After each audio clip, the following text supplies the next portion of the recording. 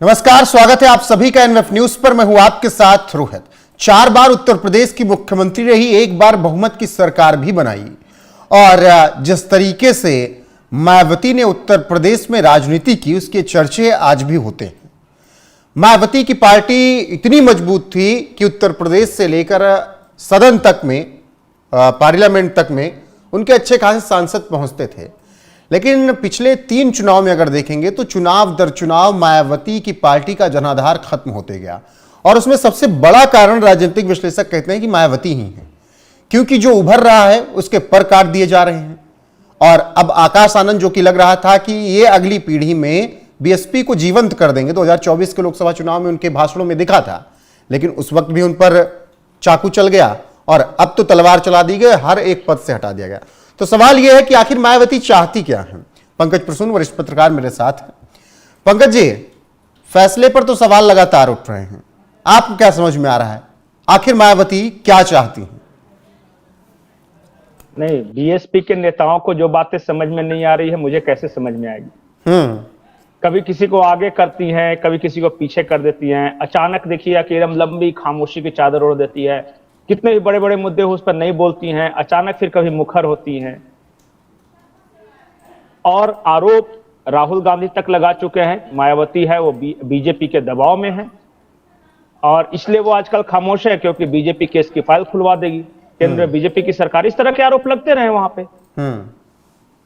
खैर, फिलहाल जो मौजूदा अभी चल रहा है प्रकरण, उस पर बात कर रहे हैं। आज ट्वीट किया मायावती ने, और बहुत एक लंबा चौड़ा ट्वीट है। बिल्कुल, वो हमेशा पॉइंटर के टाइप पे 4-5 ट्वीट करते हैं जी।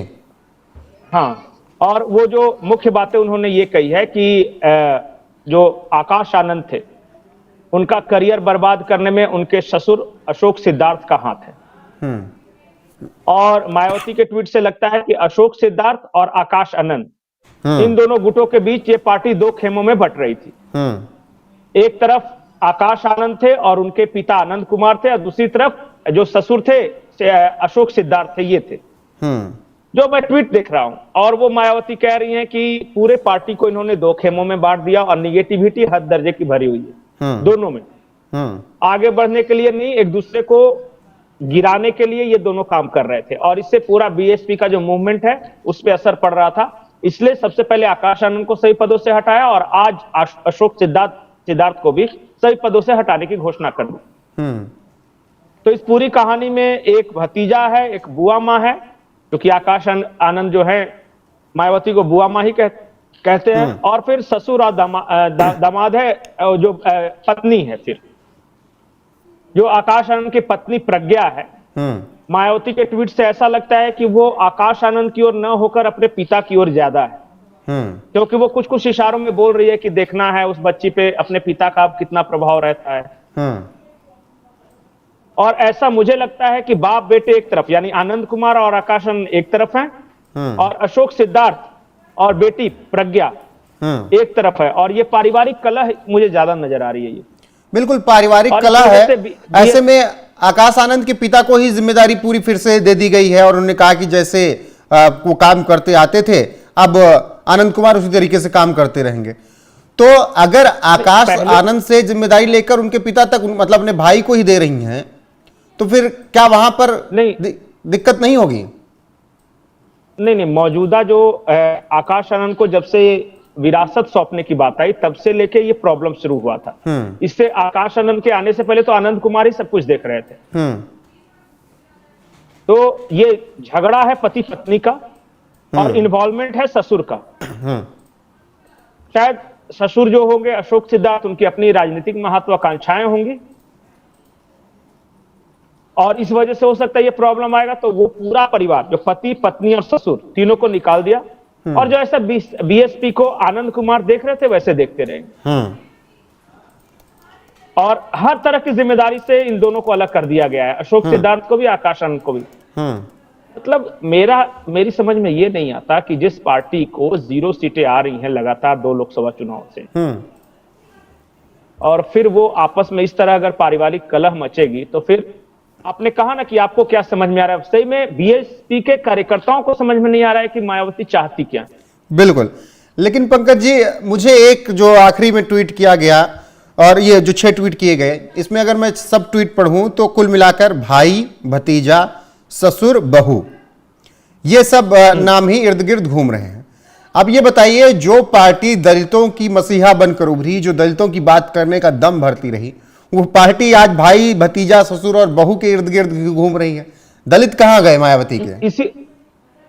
इसी से तो अफसोस होता है। देखिए, पार्टी बहुत अच्छी थी, और जो कांशीराम जी के नेतृत्व में जो मूवमेंट शुरू हुआ था, पहले BS4 और उसके बाद जो बहुजन समाज पार्टी बनी, और जवानी के दिनों में या फिर पुराने दिनों में मायावती के तेवर, जिस तरह की राजनीति उन्होंने की, और सरकार में आई, मुख्यमंत्री रही उत्तर प्रदेश की, और एक लग रहा था कि उत्तर भारत में, पंजाब, उत्तर प्रदेश में, बिहार में एक दलित जागरण का काल है।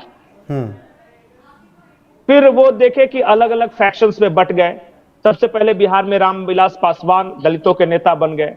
पंजाब में कुछ बहुत बड़ा हुआ नहीं, वहां ऐसा कोई दलित पार्टी उभर कर सामने नहीं आई। फिर उत्तर प्रदेश की बात आई, उत्तर प्रदेश में मजबूत थी बहुजन समाज पार्टी, लेकिन फिर दलितों के भी दूसरी जातियां धीरे धीरे अलग होती चली गई, वाल्मीकि समाज अलग है। ऐसा लग रहा था बाद में सिर्फ ये जाटव की पार्टी होकर रह गई। किसी जमाने में बसपा को समूचा दलित, ब्राह्मण और यहां तक कि मुस्लिम भी अच्छी खासी संख्या में वोट देते थे।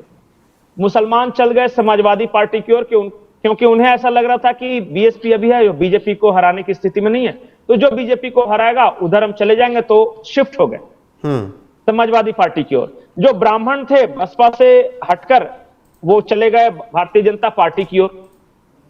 जो दलित थे उनमें भी जाटो, गैर जाटो, जाटो तो आज भी BSP के साथ है, लेकिन गैर जाटो जो है वो एक बहुत बड़ा तबका चला गया भारतीय जनता पार्टी की ओर।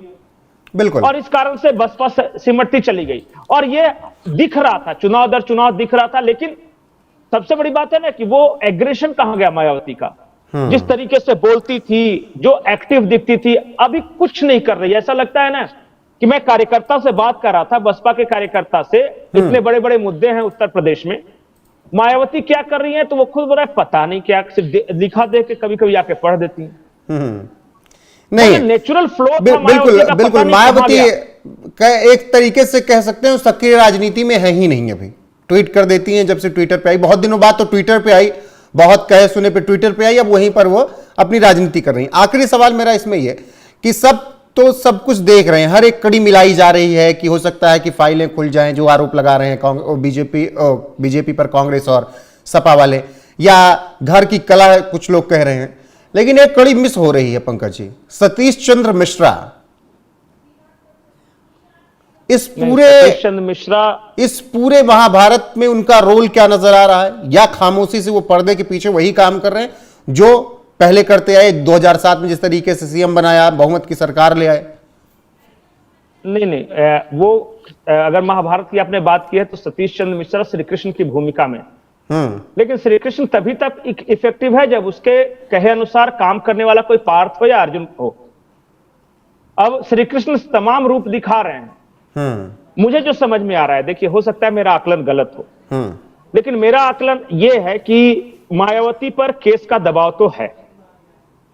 अब पता नहीं भारतीय जनता पार्टी की ओर से उन्हें कुछ कहा गया है या कैसे है, लेकिन वो दबाव दिखता है राजनीति में। शायद इस वजह से वो एग्रेशन सबसे पहले खत्म हुआ, क्योंकि हो सकता है ज्यादा बोलने में वो केस मामला बिगड़े। और दूसरी बात मुझे जो समझ में आ रहा है कि धीरे धीरे मायावती पे उम्र का प्रभाव है। देखिए, ये जो BSP मूवमेंट था ना, ये सड़कों का मूवमेंट था, गांव की गलियों का मूवमेंट था। आप जब तक वहां नहीं रहोगे ना, और यंगस्टर्स को जोड़ने का मूवमेंट था। साइकिल से चलते थे कांशीराम जी, और फिर एक से एक लुभावने नारे। अब न नारे दिख रहे हैं, न उस तरह से इन्वॉल्वमेंट दिख रहा है कि गांव में, सड़कों में, पगडंडियों में वो नहीं दिख रहा है। खैर, मीडिया तो हमेशा BSP जैसी पार्टियों के खिलाफ रही है, और इसका एक कारण जातिवाद भी है, इसे मैं स्वीकार करता हूं। कोई भी दलितों की पार्टी को मेन स्ट्रीम मीडिया में उतना जगह नहीं मिलता रहा। ये शिकायत रामविलास पासवान को भी थी, ये शिकायत मायावती को हमेशा से रही। तो खैर, उससे कोई असर पड़ना है नहीं, क्योंकि मीडिया क्या दिखाती नहीं। जो मैं देख रहा हूं, अंतिम बात मैं कह रहा हूं, मैं जो देख रहा हूं कि मायावती की पूरी प्रायोरिटी फाइल्स और जो केसेज सतीश चंद्र मिश्रा देख रहे हैं वो, और पारिवारिक झगड़े सुलटाने में, बस यहीं पे सिमट के रह गए। बिल्कुल यहीं पर सिमट के रह गई। और इसीलिए और इस बीच एक और ताकत उभरी है, वो चंद्रशेखर रावण वाली। वही मैं आ रहा था। वो कितना ला रहे हैं वो महत्वपूर्ण नहीं है, लेकिन वो डैमेज कितना कर रहे हैं, कितना काट रहे हैं, महत्वपूर्ण ये है। बिल्कुल बिल्कुल। चंद्रशेखर तो चाह ही रहे होंगे कि ये लड़ाई जितना ज्यादा बढ़ेगी उनको उतना फायदा होगा, और कम से कम दलितों के एक नया नेता के रूप में, जैसे वो नगीना से अभी सांसद बने हैं, वो आगे चल के अपनी पार्टी का विस्तार भी कम से कम यूपी में कर सकते हैं, दलितों के बीच में जाकर। बहरहाल बीएसपी क्या कुछ आगे रणनीति बनाती है वो देखना होगा, लेकिन जिस तरीके से, जी पंकज जी, आखिरी पॉइंट में बोल रहा हूं रोहित, देखिए मायावती के रहते किसी को खुलकर खेलने का मौका नहीं मिल रहा। मैं स्वामी प्रसाद मौर्य का एक बयान देख रहा था, इतने सब दबे हुए आपस में संकोच में रहते हैं ना। मैं आकाश को गलत नेता नहीं मानता, ज्यादा से ज्यादा क्या होगा, आकाश आनंद अगर खुलकर खेलेंगे तो हो सकता है कुछ गलतियां करेंगे। अरे आज भी आप 0 पर हैं, अब इससे नीचे कोई क्या जाएगा। लेकिन हो सकता है कि उन्हें अगर उससे अगर पूरा, देखिए वहां नेताओं को अगर खुलकर बोलने का, खुलकर राजनीति करने का अगर मौका मिले तो हो सकता है कि चांस बनता है। ऐसे तो नहीं बनेगा, ये बिल्कुल चुप, बिल्कुल ऐसे तो बहुत मुश्किल है, और मुश्किल से कैसे पार पाएंगे, बहुत मुश्किल, ये देखना होगा। और मायावती आखिर चाहती क्या है, ये समझ से परे है। अब देखना होगा 27 के चुनावों की रणनीति कैसे तैयार होती है। अभी 2 साल हैं। फिलहाल पंकज जी आपका बहुत बहुत शुक्रिया इस चर्चा में जुड़ने के लिए, विस्तार देने के लिए। बाकी आप दर्शकों की राय क्या है कमेंट में जरूर दें। बने रहे हमारे साथ। नमस्कार।